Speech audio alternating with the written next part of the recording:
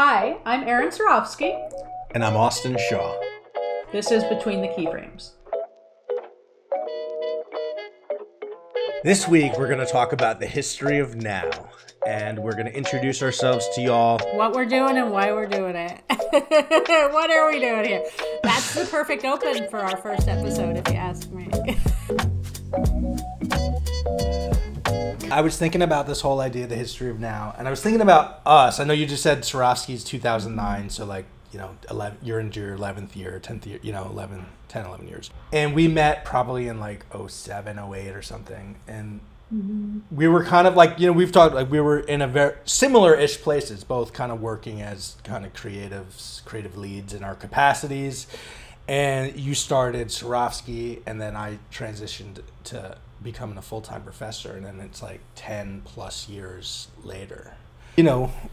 At that time when we met, like Superfad was on top, like King of the Hill, like one of the top shops. I remember it was like the Xbox commercial came out, that insane one that was like, and then there was the whole Sprint campaign. You remember this? Like, you couldn't turn on a TV and not see a Sprint commercial that was done in that that really fun style with lots of green screen, isometric. And they created just a really awesome system for branding. I mean, I remember when I first started teaching, that was a case study I would show because I thought it was, super effective. But at that time, the 30-second commercial and broadcasts were still king, right? Like that was the job, outside of like corporate videos, right?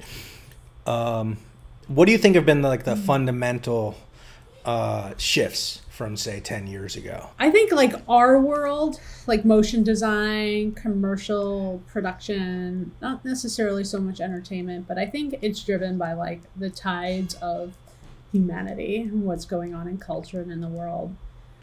I think just over 10 years ago or 10 years ago, like anything like digital was like a miracle. We were through the .com boom and like we were doing back in the day at Budweiser commercials at DK that were like all these like high speed phantom camera, but like super high contrast design world with like graphics integrated. Nobody had ever seen anything like that before. It was like, print design and overly stylized or heavily stylized, right? And so that look was like very 90s early nuts, right? Like it was very of a time. And then I think things just got simpler, right? Things just got simpler. Comedy became more of a thing, like dry comedy. So like instead of even having like logos animated at the end, it would just be up, like Apple went from like dancing iPod, beautiful silhouettes to like minimal lifestyle photography with the logo, right? So stylistically, everything had shifted, in my view, to like very, very minimal, dry comedy and to big global, like Pitka style campaigns where it's like, vast landscapes and this and that. And you could shoot overseas really cheap. So people were sending people to shoot that way to get humanity. And they really wanted humanity, all of that. Diversity, humanity. The whole ethnically ambiguous. And so that became the look. So design kind of heavily design driven things like really became few and far between. You didn't see cars driving down the road with swirling graphics around it anymore. Like the days of that were like over. Honda doing that, all Toyota, like those campaigns didn't exist anymore. So the few that there were, everybody was fighting tooth and nail to get, but it wasn't like in vogue. But also what's interesting during that time was the boom and growth of Facebook and Google. And so they needed a style and a look that could support their quick generation of content needs, from explainer videos to widgets like the paperclip. Totally. Remember that guy from Microsoft? Wasn't that guy called like Clippy or something? But they needed that times a million. And then emojis became a thing and bringing them to life. And how do we elevate? And I think that's the need for developing content in that way is what exploded people like Buck in that that look. And it just, I mean, it's so sexy and it was new. Like nobody had seen, you know, what essentially people would call clip art, you know, look so fucking fantastic. You know, I remember seeing the first view and I'm like, this is like clip art. What is everybody so excited about? It's like cell animation and clip art. But artfully done and edited beautifully with the right music and, again, artistry. It, you know, and you're not paying talent, like face-wise. You're not paying for any of that. Most of it had type, so you weren't even paying the VO artist. So you could really kick that shit out really quickly. I guess you could think maybe a precursor to the whole design with sound off, because now we have this whole, there's like best practices, but there were no best practice. Like we had to figure out what was the best practice. Right. Well, also I remember when we talked, I think it was when I was working on the second edition of Design for Motion, early in that draft process, we got on the phone and you kind of filled me in a bit. This is when I was like, I guess I have to pay attention to social and like really kind of research what does it mean and what's happened. And you said something to the effect of, you know, it used to be with social, it was this sort of add-on kind of throwaway on the deliverables list. And now this is probably, we're looking at maybe 2015, 16, we're having this conversation. And it was like, that's not the case anymore. Now they want the high production quality. They want it to feel just as good as they'd want a 30-second spot. So for you, I mean, discovering some of those best practices, is that something that just happened organically? Was it ever explicitly given to you in a brief form, or yeah? It was organic and accidental. I mean, we started doing some of that like cell animation, which we try so desperately not to do as cell animation because of just how long it takes and how laborious it is. And I don't know about anybody else's clients, but our clients have feedback, and feedback is very hard to address in that world. So we didn't have a structure or a pipeline for how to handle that well. So we mostly do it CG and then have it that flat rendered look, which I think most people do that much that easier way to now. Which is crazy to think like, oh yeah, CG is going to be easier, right? Like it used to be like, ooh, CG, that's gonna cost, right? Right.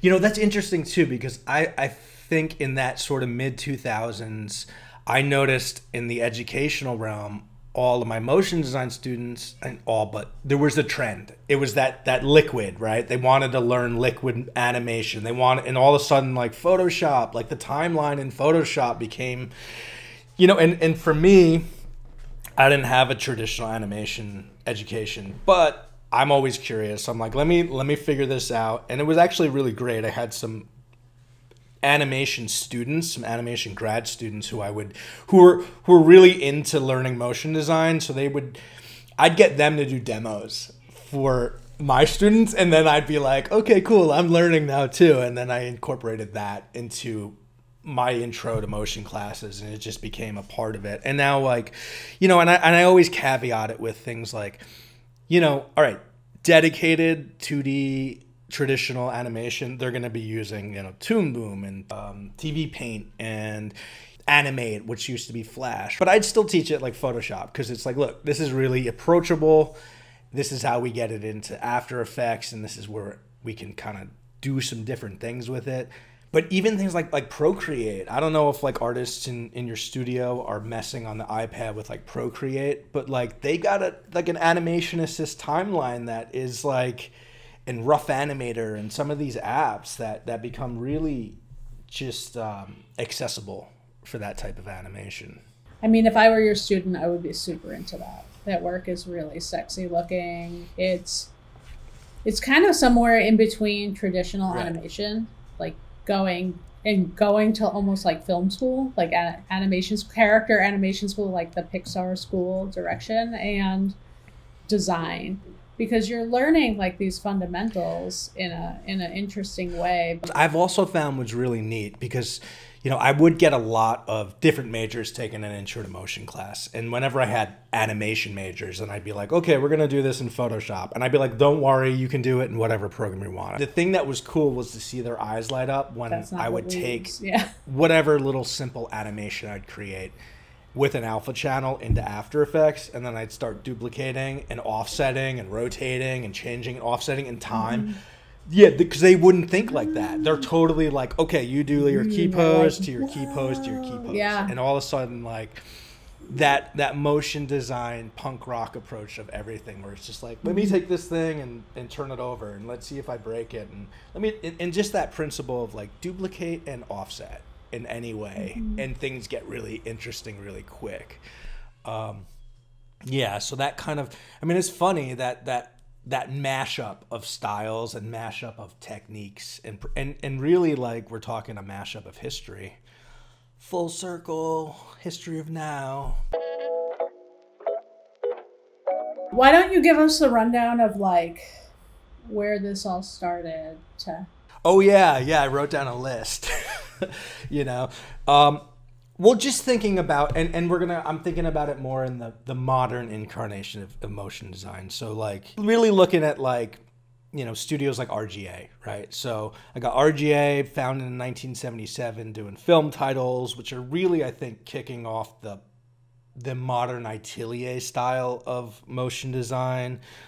Curious Pictures, which started as Broadcast Arts in 1981, changed to Curious in 93. DK comes on, Digital Kitchen in 1995. Then we've got, like, Your Brand New School in 2000. I think Psyops are around the same time. Superfad 2001. Buck in 2004. And, of course, you know, there's a lot of other studios. I guess that sort of pre-2000 model, which is more motion graphics as this sort of extension of post-production, editorial, and post houses, right?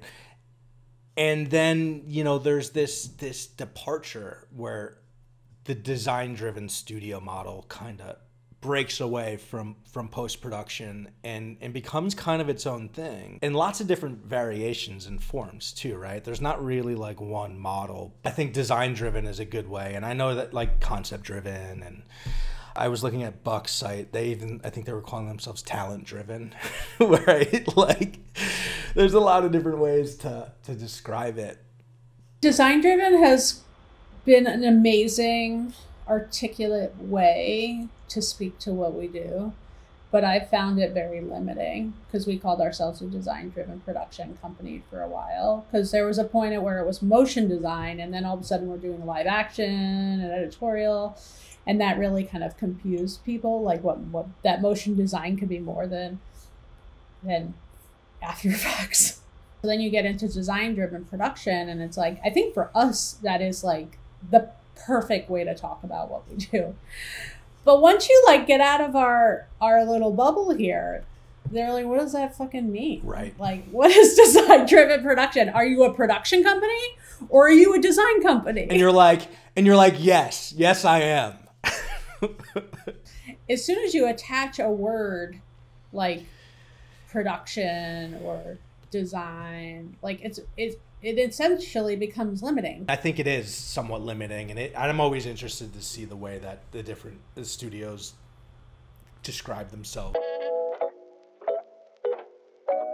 From an educator's point of view, I like it when talking to students to kind of draw that continuum between, like, how we work as designers, where in a lot of ways, you know, we might work more like a traditional illustrator or a graphic designer, coming up with an idea, coming up with a concept, whether it is individual or you're doing that in a small team. But then the production side is where we're more like a film production company, and we're collaboration, and it becomes a really good way to say, hey, like, you need to learn how to play nice and listen and work with others and be a part of a team, because this is where we maybe are different from, you know, just a graphic designer or just an illustrator who doesn't necessarily have to, right? They just have to work with their client, deliver it, get it done.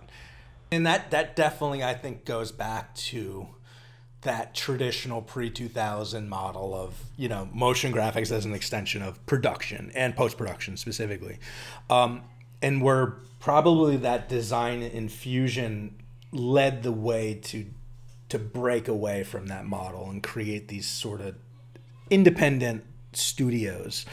My entry in a significant way was with Curious Pictures, and at that time in the early 2000s, the model was, they had a team of CG and compositing, 2D compositing kind of on staff, and designers were freelancers, and I fit more in that designer mode. So I was there more in this sort of, intern who became a freelance capacity, right? And then you had these others, the new breed, from my point of view, were your brand new school and your PsyOps, that your leads, your staff, your core team were designers. And then they were bringing in CG, animator, and 2D freelancers. Yeah. Yeah, I don't know what it was like at DK. It was a similar. The editor was like the creative director there, and they really ran the job. If you look at their work, you'll see that the editorial is really what drove that place, combined with then this amazing designer. Interesting. View. They could tell a story. You could see if there's a narrative. No matter what, you need a narrative, or there's no story, And so, an editor, when you take another step back, right, they're a director. The best editors are, they're the armchair director. A creative director and a director are two different things. They just are. And as a creative director and a director, I can say that, unequivocally, it's two totally different sensibilities. I'm a good director and I'm a great creative director. You know what I mean? They're two different things. And my way into directing was through creative direction, And what I'm learning with direction is that where creative directing is a lot about finding not just compromise, but compromise is a big component about creative directing. You have your clients, you have your artists working on it. You have to kind of find a path forward to get to the best result while right. It's a dance, right? With directing, it's a different thing. You have to be the boss. You have to be the chief decider. You have to say to everybody, wherever you're at, whatever's going on, this is a decision that has to be made here. And that is a different personality trait and core skill set that I think makes a great creative director. Absolutely, right? Yeah. And you brought up, this is actually something I've been working on in this idea of, and this is not a pure correlation, but that idea of when I think about working in something in After Effects, right? There's that sort of director's view, right? Where you're looking at the entire piece and does it flow, does it work? But then you got it seamlessly sort of get down into editor view to make sure that there's a whole view, and then down to a shot into animator view, all the way down to a single frame where you're is the composition, is everything perfect? And I think a lot of times a motion designer, you're sort of cycling through this. Right. And it's funny. That's actually, it's something I've been writing about, this sort of how you navigate through, I guess you'd say, different roles, and I think that is, and you just added a whole nother dynamic to it that I'll think about a bit. But I don't know how much of the last decade we've really covered, but we've kind of gone over the last 2 decades a bit. But right. What have the last 10 years been like? The last 10 years have been really hard to be a design company, especially rooted in typography and animation. We're still there. Oh, wow. I can't speak for every one of them, but it's I picked up my head a year ago, pre-COVID, and I looked around and not many of my competitors were still around. From my point of view as a sole operating artist, right, that there's actually been a lot of opportunity for someone like me where it's, and I've kind of morphed, ad hoc or in tandem with my work as an educator, but direct to client, building direct to client relationships and able to, anywhere from your 2 to 5 to 10 to 15K budgets that for a solo operator are great. right? Where I can stay busy all the time, and do a lot of these smaller, bite-size, pieces of these advertising budgets and needs. Amazing. Especially across whether it's, really, and it's like, I can't remember the last time I did a broadcast spot. It's all out of home, OOH, or social, and or social. It's filling those needs. Yeah. And for a studio like mine, it would Right. be like, please, no. No, it's too much. Just to put a producer on it and a designer on it, like for a week, there's your budget, And we all know it's never just that, right? No matter, once they got you, they got you. So if you're going to ask for an overage on like a $15,000 job, what's it going to be, like a couple grand? Like, unless they just blow up the scope, you know what I mean? Proportionally. So Right. You're right. It has kind of created so much more opportunity for the individual that really has their shit together, and the individual that can scale up with their buddy to kind of be a little bit more of a powerhouse, something like that, where it's two of you, and one might be better with clients, one just wants to grind on the box, you know what I mean? But like for a studio, those jobs, are they're kind of impossible unless you're doing insane volume. And it's interesting because I think for me, my first forays into doing like direct to client stuff, it was all broadcast, right? And I did enjoy that kind of like, okay, cool, I can grab this project. I could either, I could concept, design, execute solo or with one or two others. But after doing a lot of that, I started to miss some of those, like, there's no opportunities to dream really big here, like, because there's no budgets to do something crazy, and there's no team to do something bigger than what I could achieve, so it's, some of that is that the grass is always greener, right? Where it's just like, I miss the big team, or I miss the big vision. Yeah. Well, part of what I love, at least about what I've created, and when I think about studios analogous like Elastic and Imaginary Forces and Human Company, and I like pairing myself with them from a quality perspective, but also like we are not pigeonholed into making commercials, right? Like we of course make plenty of commercials, but we also make main title sequences. We also make special sequences in movies if there's like a montage sequence or a heads up display or something like that. We also make brand videos. We also make social everything. Vertical, horizontal, square, we make it all, right? Like we also do installation work. So if somebody's giving a big speech and they need a big keynote before them, like we make that. Right now we're working on something for SoFi Arena, which is part of their the package when you go visit the arena when there's nothing going on. You can like run out onto the field and throw footballs around and do all sorts of cool shit. Like we're doing the tunnel run video for that. You know what I mean? That's fun. That's like 6 screens, like 4K each. It's bananas. Like the amount of work that's out there for a studio like ours, like a very diverse, design driven, we just make shit. We make all the shit. It's all moving. It's with all sorts of different mediums, but we're just makers and we can put it anywhere. So like stylistically, I think me and the people I mentioned, and of course many other studios, we like to not pigeonhole ourselves because we are conceptual thinkers and design led and do things that are appropriate for that ask. And I love that about us, but I think in the 2000s specifically, that was very hard for studios like us because that's when everybody I want a specialist.